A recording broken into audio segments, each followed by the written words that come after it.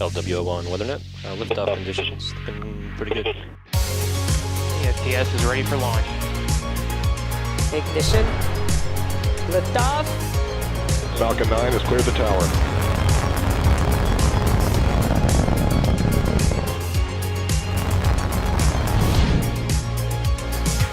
Ten, 9, 8, Side booster ignition. 6, 5, 4, 3, 2, 1.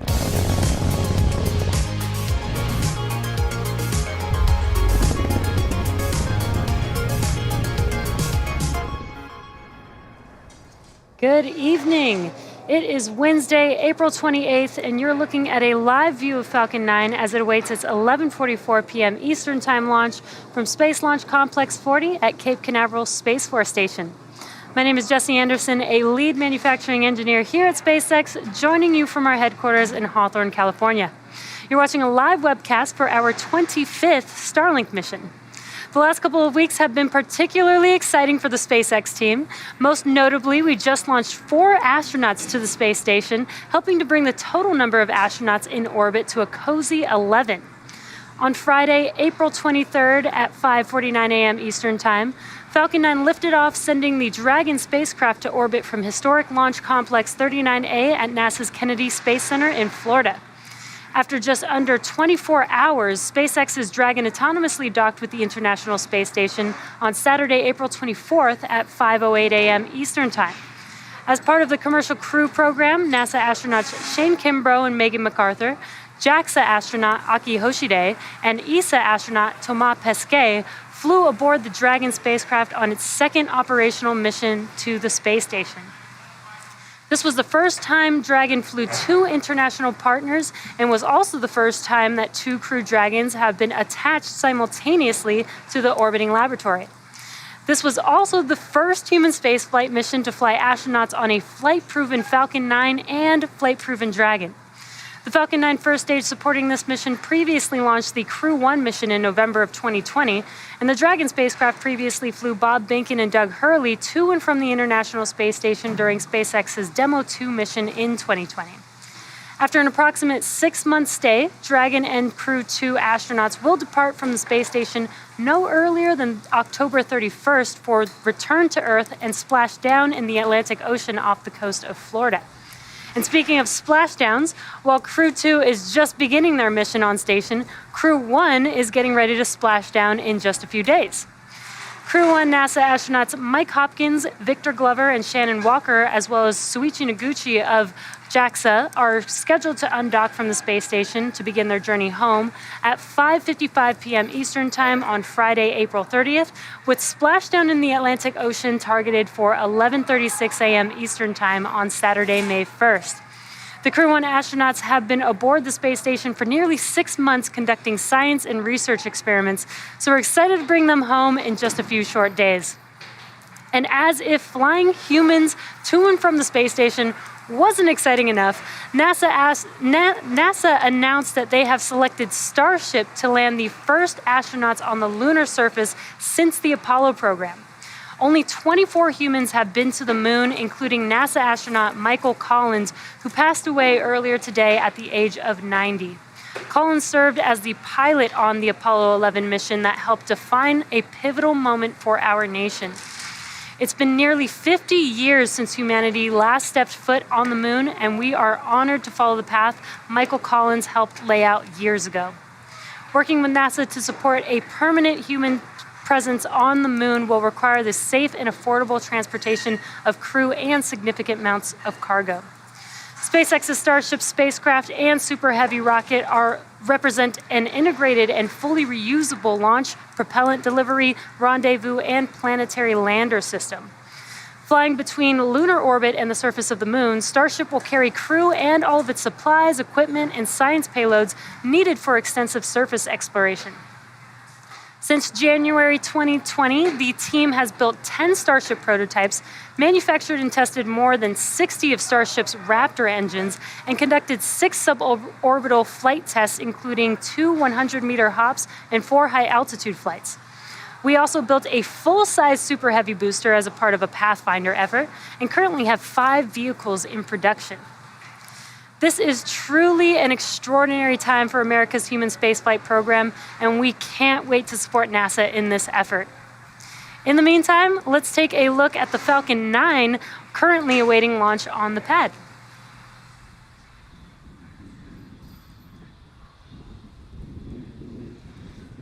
You're looking at a live view of Falcon 9. Our two-stage launch vehicle stands 70 meters or 229 feet tall.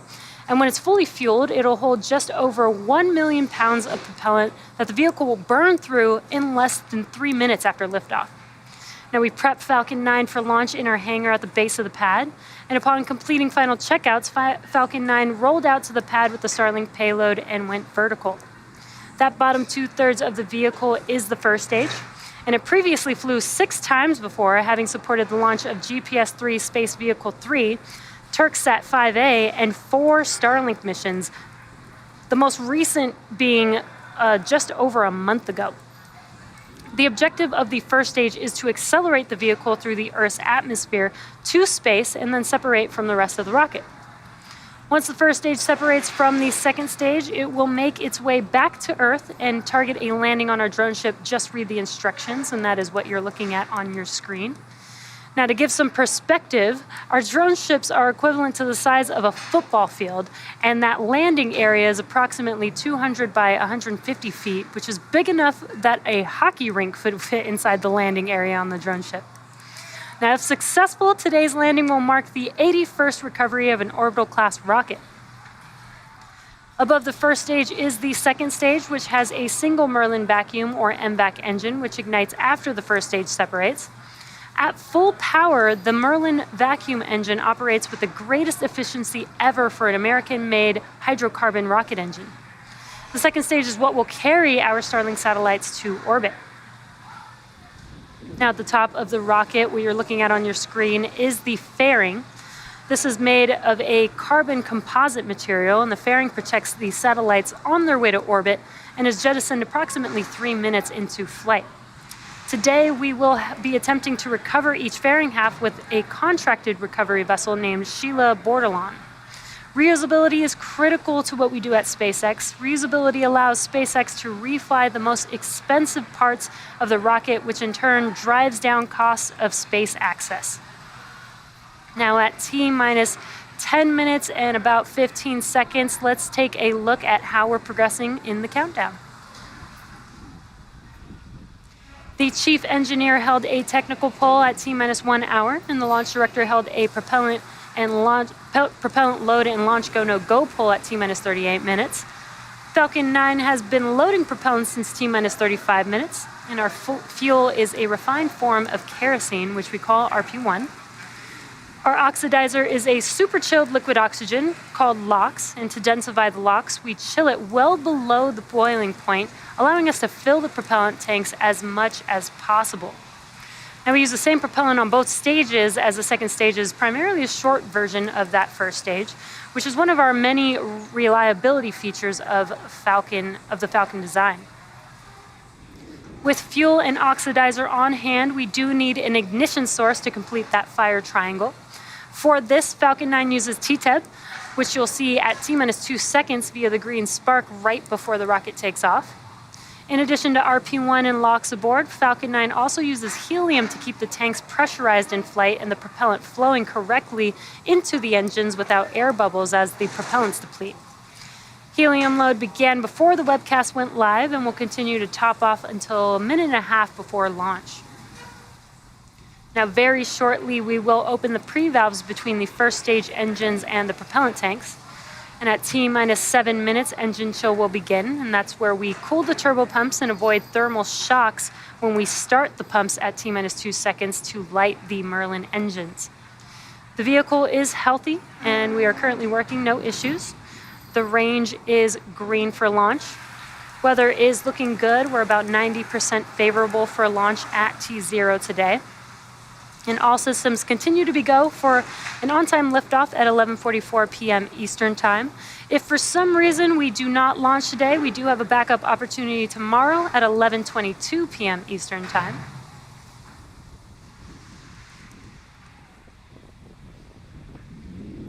We talked a lot about human spaceflight activities at the front of the webcast.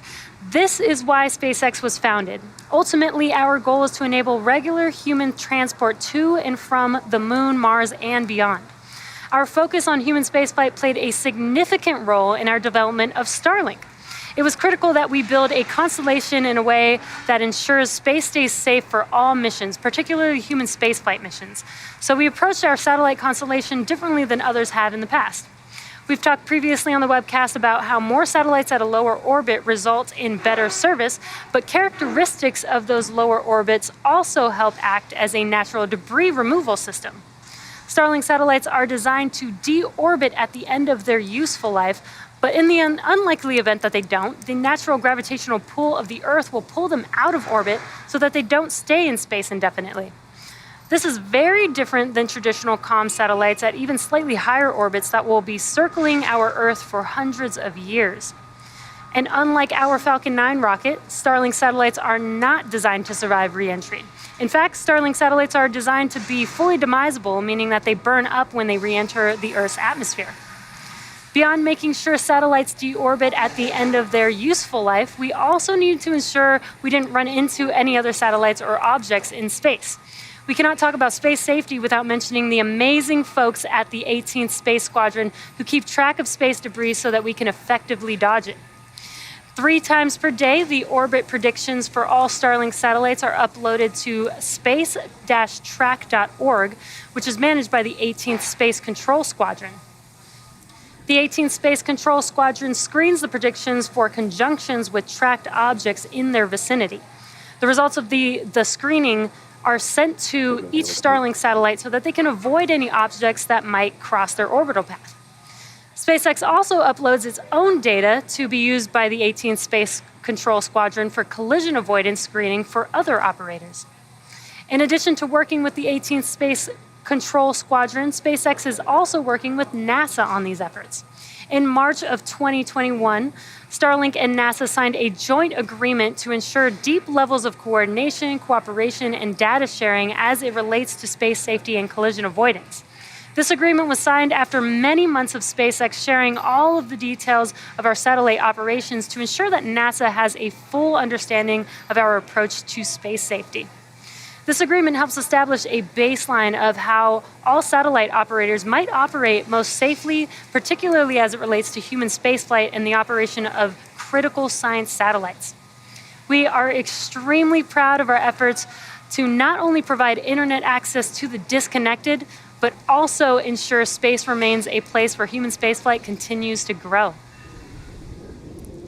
Now we're currently at T-minus 5 minutes from liftoff, and Falcon 9 is now moving into the final stages of the countdown. We're currently waiting for the transporter erector, or the TE, to retract. The TE is that structure that's right next to the vehicle on your screen. It's slightly behind the vehicle or to the left on your screen. First, the TE clamps will start to open, and then the transporter erector will begin to retract away from the rocket slightly. And then at T0, hydraulics will pull that TE farther away from Falcon 9 to clear the way as the vehicle lifts off. Now we use the TE to roll the rocket out to the pad and raise it to its vertical launch position. And you can see on your screen that the clamps are opening there. Once those clamps are open, the TE will start to retract back. Now, the TE also provides liquids, gases, electrical connections to the second stage, as well as air conditioning to the payload fairing.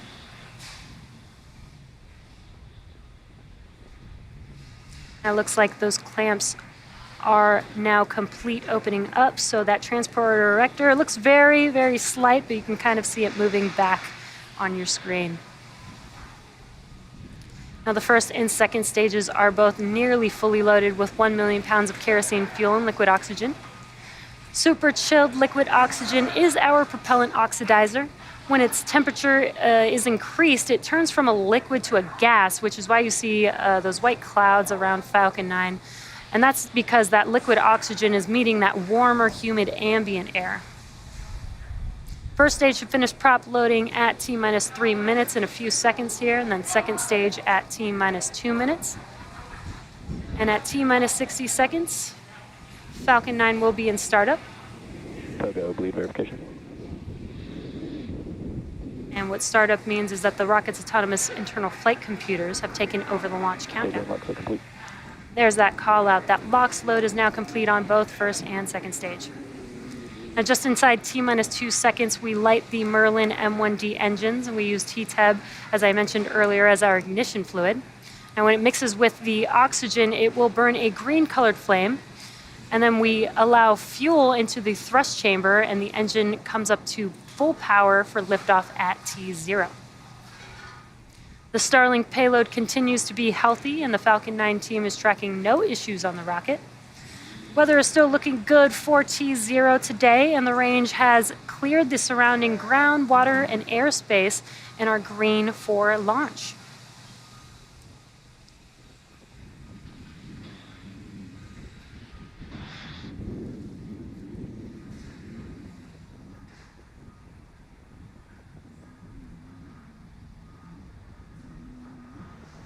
Stage 2, lock load complete. There's that call out that LOX load is now complete. Now that LOX loading is complete, we will start to vent the LOX line on the transporter erector. So as I mentioned, those white clouds earlier, you're going to see a lot more of it here shortly. And there you can kind of see it on your left-hand side. And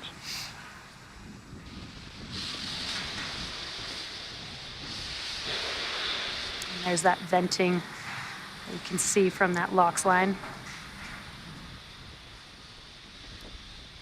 Coming up here in about 10 seconds or so, Falcon 9 will go into startup, and the first and second stage will begin to pressurize for launch.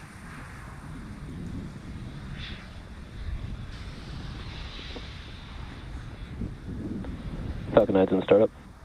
There's that call out. The autonomous internal flight computers have now taken over the launch countdown.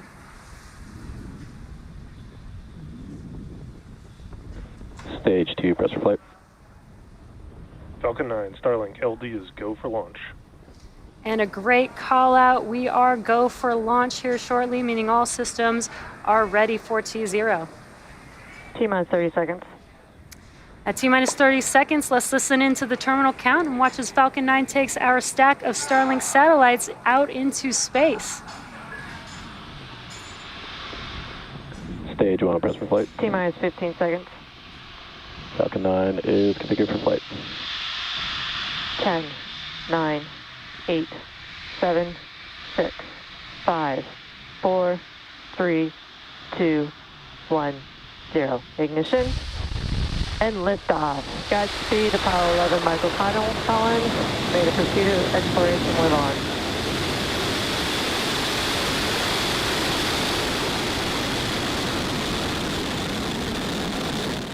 Vehicles pitching downrange. Stage 1, propulsion is nominal.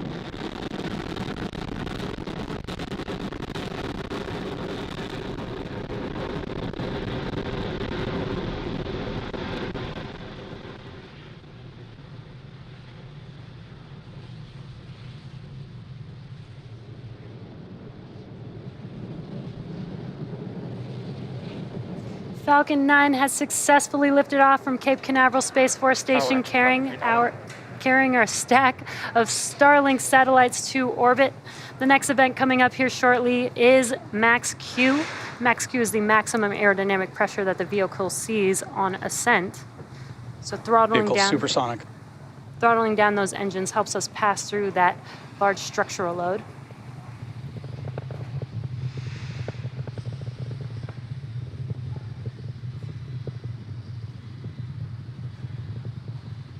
Vehicle has reached maximum aerodynamic pressure. And there's that call out that we passed through Max Q. In about a minute, we'll have 3 events happening within seconds of each other. The first will be MECO, or main engine cutoff, followed by stage separation, and SES1, or second engine start 1. Now, MECO is where we shut down all 9 of the engines on the first stage.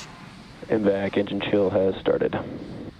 Just a call out that the MVAC chill has begun on that second stage engine. So for MECO, we shut down all 9 of the engines, and that slows the vehicle down in preparation for that second event, which is stage separation. Stage separation is where the first stage separates from the second stage, and first stage will begin its journey back home, heading towards our drone ship Just Read the Instructions, while stage 2 continues on its journey with the third event, SES-1, or Second Engine Start 1. And that is where we light up that MVAC engine, and it propels the second stage along with the Starlink satellites towards its drop-off orbit.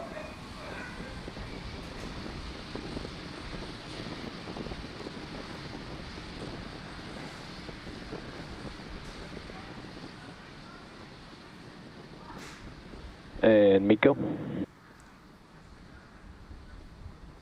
Stage separation confirmed.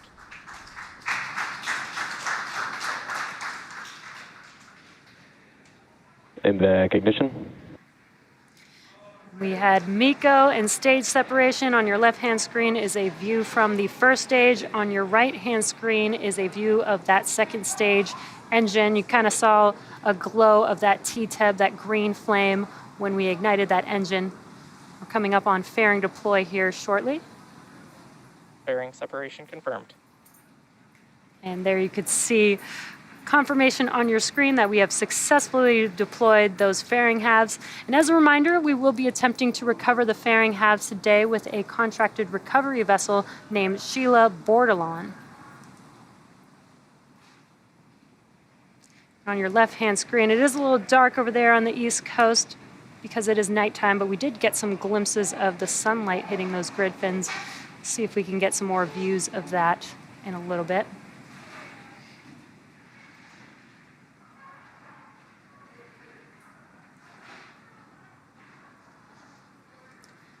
As stage 2 Acquisition of signal, Bermuda. As stage 2 takes our Starlink satellites to their targeted drop-off orbit, stage 1 will make its way back to Earth by executing 2 burns. The first is the entry burn, and that's where we light up 3 of the 9 M1D engines. And this will help to slow the stage down as it re-enters back into the upper parts of the Earth's atmosphere. The second of those 2 burns for that first stage is called the landing burn. And this is where a single engine, the center engine, will reignite and bring the vehicle speed down rapidly in order to touch down on that drone ship.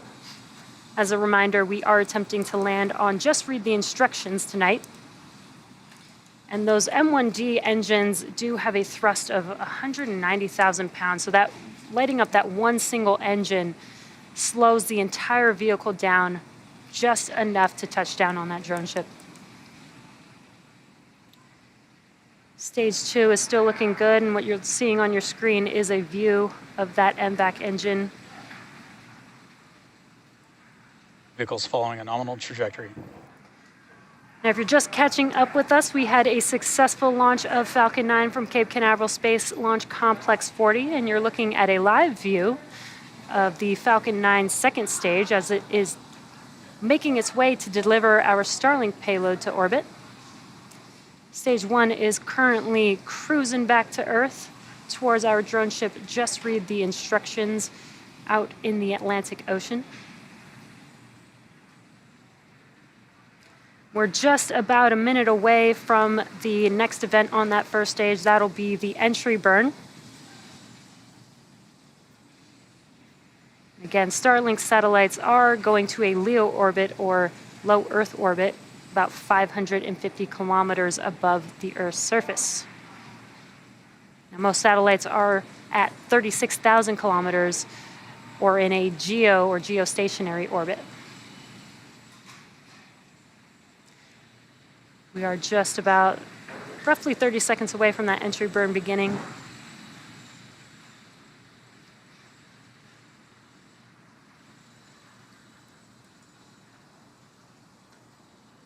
And on your left-hand screen, there is the first stage. It is a little dark. You can see some glimpses of the nitrogen gas burst that you see there. Stage 1, FTS is safe.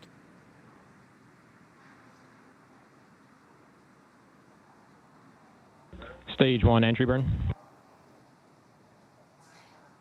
And you can see on your left-hand screen, the entry burn has begun as those 3 engines light up that view for us. This entry burn will last about 20 seconds long. Stage 1 entry burn shutdown. And that concludes... Stage 2 continues to follow a nominal trajectory. That concludes the entry burn, and then we also got to call out that stage 2 is still nominal. The next event coming up will be in about a minute from now. That'll be the landing burn, the start of the landing burn on the first stage. And what you're looking at live on your screen is a view from the second stage looking aft at the MVAC engine. That MVAC engine has a thrust of 220,500 pounds of thrust in a vacuum. It's very, very powerful engine taking our Starlink satellites to their targeted drop-off orbit. Stage 1 transonic. Still getting good call-outs on that first stage. We're about 15 seconds or so away from that landing burn beginning on the first stage. Stage 2 still looking good. Stage 1 landing burn. The landing burn has begun. Let's watch and see if this Falcon 9 can land on our drone ship. Just read the instructions. And a really cool onboard view. Stage 1 landing leg deploy.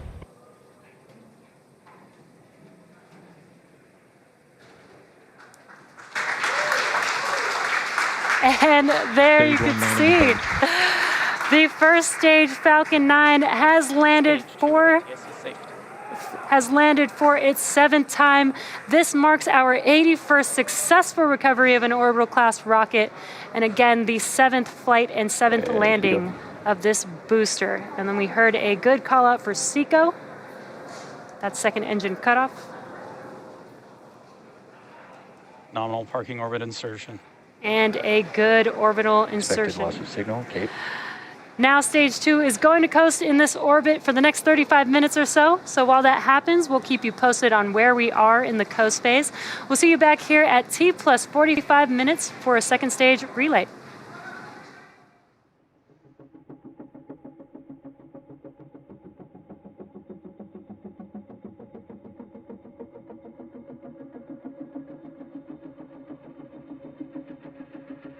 Acquisition of signal, Newfoundland.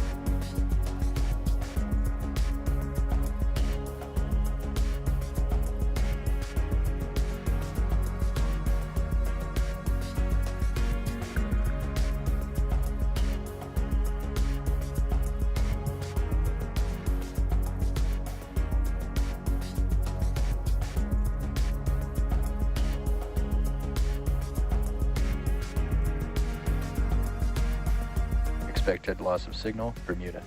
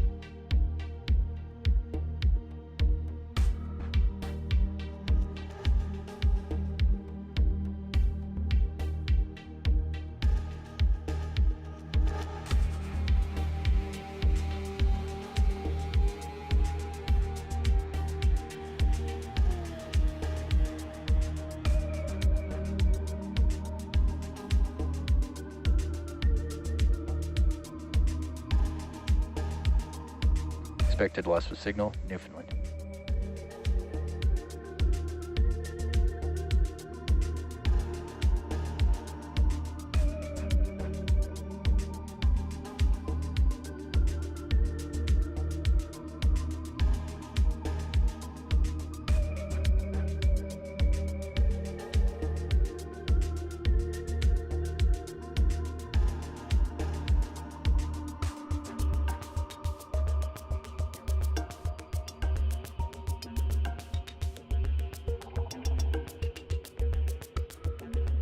Acquisition of signal, Goonhilly.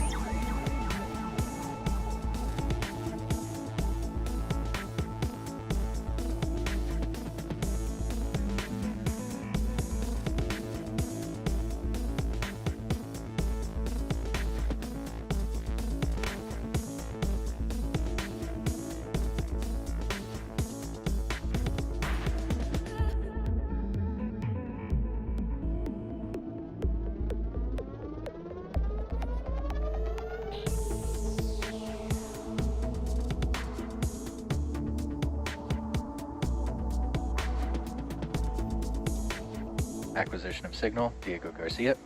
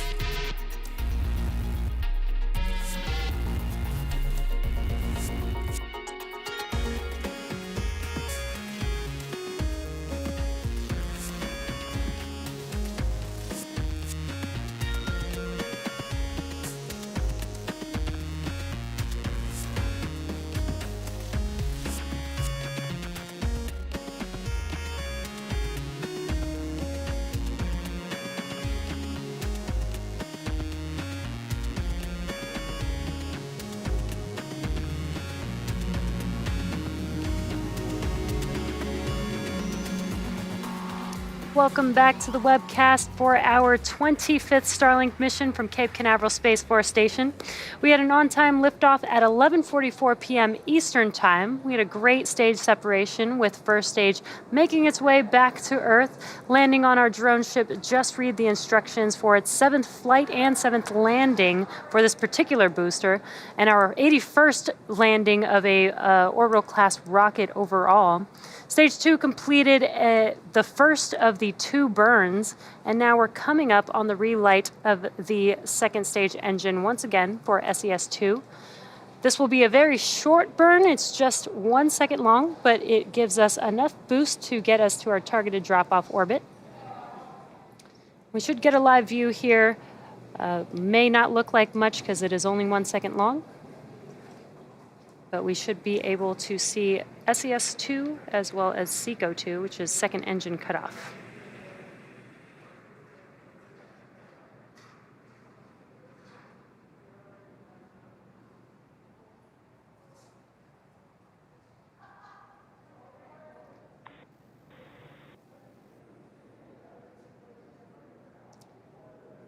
And there was SES-2 and SECO-2. As I mentioned, it was very quick, just 1 second. We are waiting on confirmation of good orbit here. Nominal orbit insertion. And there is that call out. We have a good nominal insertion. Again, our Starlink sats will ultimately end up in a LEO or low Earth orbit about 550 kilometers above the Earth's surface, which is different than your typical geostationary or GeoSat, which orbits roughly 36,000 kilometers above Earth. Now we have another 15-minute coast phase before we deploy our next batch of Starlink satellites into orbit. During this time, the spacecraft will start to spin, giving the Starlink satellites the momentum that they need to space themselves out over time after they deploy. So while this happens, sit back and continue listening to those super awesome space jams. We'll see you back here at T+1 hour and 3 minutes.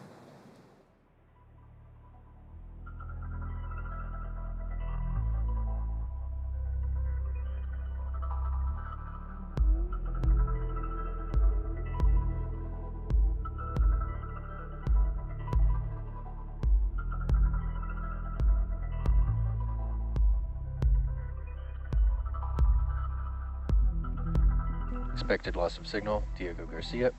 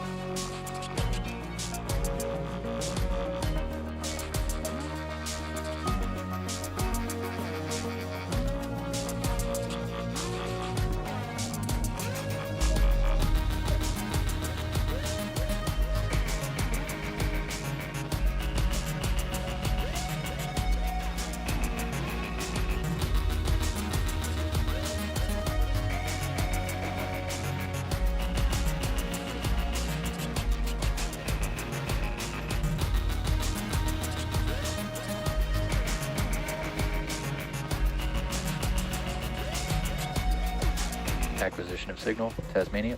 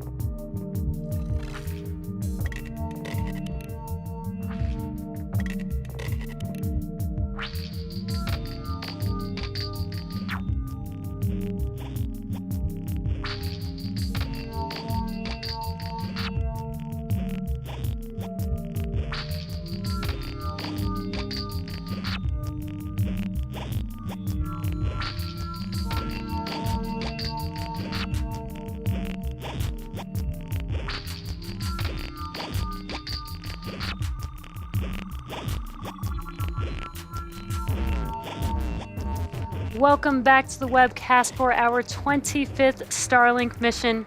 We had an on-time liftoff this evening at 11:44 p.m. Eastern Time. Our first stage booster had a successful 7th flight, as well as landed back on our drone ship. Just read the instructions for the 7th time, and that marks our 81st recovery overall. Stage 2 has already completed its 2 burns to enable reaching the targeted drop-off orbit, and now we're coming up on the deployment of our Starlink satellites. That should be coming up here in about 30 seconds or so, and we are hoping to get a live view of that deployment. As we pass over ground stations, sometimes we lose that live view, but hoping to get the live view right when we deploy the Starlink satellites.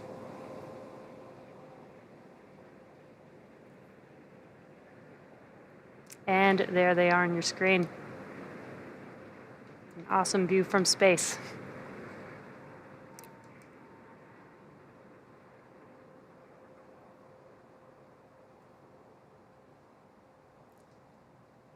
You can also see how the second stage is spinning.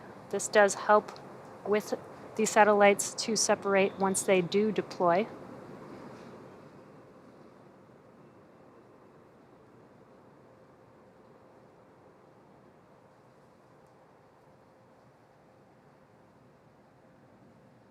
Starlink deploy confirmed.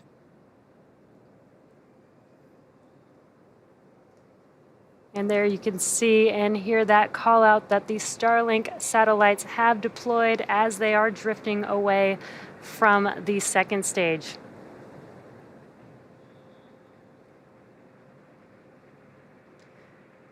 Now you may notice a slightly different look of these sats on this mission, as some have been painted white for thermal reasons. This will not impact the satellite brightness since the painted face is facing away from the Earth. And just a reminder that this is their drop-off orbit, so shortly they will deploy their solar array, and over the next few days and weeks they will distance themselves from each other and use their onboard ion thrusters to make their way to their operational orbit. And that brings our webcast to a close. Thank you to the range and the FAA for supporting today's mission. If you're interested in Starlink service, head over to starlink.com and sign up. Thanks for joining us and have a wonderful night.